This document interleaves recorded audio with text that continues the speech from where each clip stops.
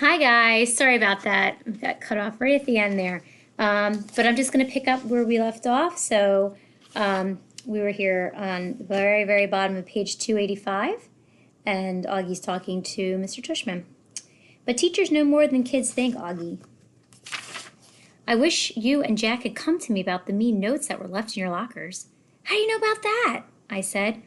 I'm telling you, middle school directors know all. It wasn't that big of a deal, I answered, and we wrote notes too. He smiled. I don't know if it's public yet, he said, though it will be soon anyway, but Julian Albans is not coming back to Beecher Prep next year. What? I said. I honestly couldn't hide how surprised I was. His parents don't think Beecher Prep is a good fit for him. Mr. Tushman continued raising his shoulders. Wow, that's big news, I said. Yeah, I thought you should know. Then suddenly I noticed that the pumpkin portrait that used to be behind his desk was gone, and my drawing, my self-portrait as an animal that I drew for the New Year art show, was now framed and hanging behind his desk. Hey, that's mine, I pointed. Mr. Tushman turned around like he didn't know what I was talking about. Oh, that's right, he said, tapping his forehead. I've been meaning to show this to you for months now. My self-portrait as a duck, I nodded. I love this piece, Augie, he said. When your art teacher showed it to me, I asked her if I could keep it for my wall. I hope that's okay with you.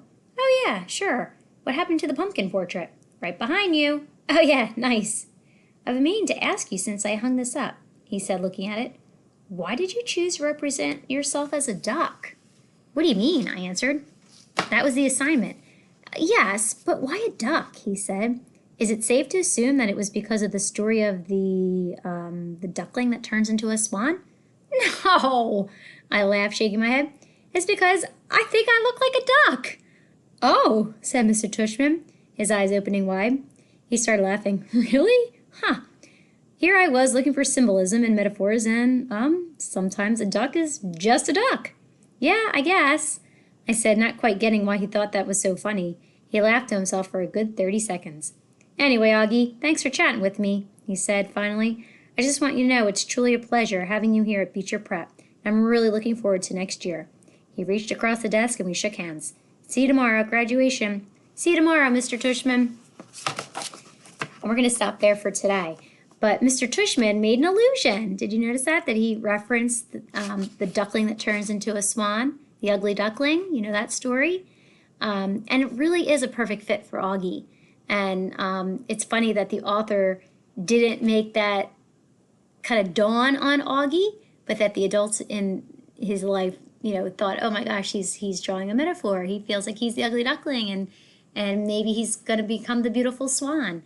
And I feel like maybe he has, that he is, I think he's always been the beautiful swan, just like the ugly duckling always was the beautiful swan. Just he wasn't recognized for that until he became physically on the outside the swan.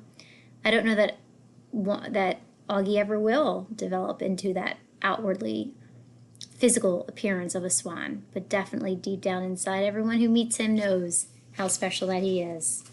I just also wanted to talk a little bit about something I had read on page 284, 285. I think Augie's humor and how comfortable he is with Mr. Tushman. It actually says a lot about Mr. Tushman as well, that Augie feels comfortable talking in the way that he talked to him. For example, when Mr. Tushman on page 284 suggests that they might go to juvie court, which is short for juvenile. So if you're a young child, you're considered a juvenile if you're underage, so you are all juveniles.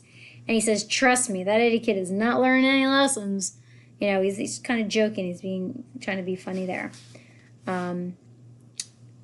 And yeah, so it's just a really good relationship that they have. I just wanted to talk about one other thing that's I lost my place a little bit. Guess we talked about the shift and how now everybody is treating him a little bit differently because they see him for more than just his face. They actually took the time to get to know the person who is behind the face, and he's a good guy. He's a good kid. So I think it's fitting that this is the way that his first year is coming to an end. All right, there was one other thing I want to talk about, but I've forgotten it now where it is, and I'm sure it'll come back to me. But That's it. Oh, I love how the story kind of changed, right? How it got bigger and better. They call that a fish story. You caught the little minnow, and then all of a sudden it's a 2-footer. Yeah. Um, yeah. All right. Well, that's about it. So we got a little last bit of the book left, so we will finish that on Tuesday. You guys are off on Monday, so enjoy your day.